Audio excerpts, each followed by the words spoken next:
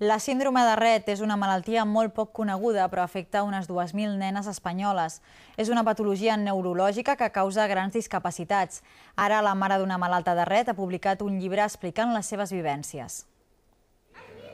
La Clàudia avui va al metge. Té la síndrome de Rett, una malaltia força desconeguda.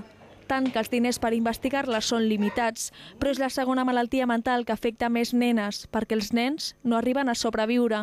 Fins als 14 mesos porten una vida normal. A partir d'aquí...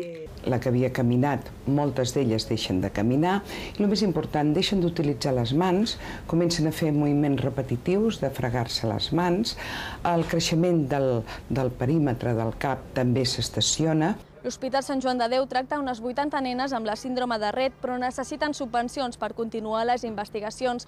L'autora d'aquest llibre és la mare d'una nena afectada i ha destinat el 100% dels drets d'autor en l'estudi d'aquesta malaltia. Una història molt personal, que és molt íntima, no?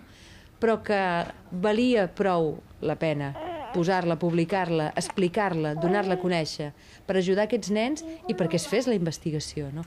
Criatures d'un altre planeta parla de la Gina, la seva filla. Fa 2 anys van diagnosticar-li la malaltia. Ara els seus pares lluiten per millorar-li la vida. Asseguren que és una nena feliç, però que sempre serà dependent. A Espanya hi ha més de 2.000 nenes com ella.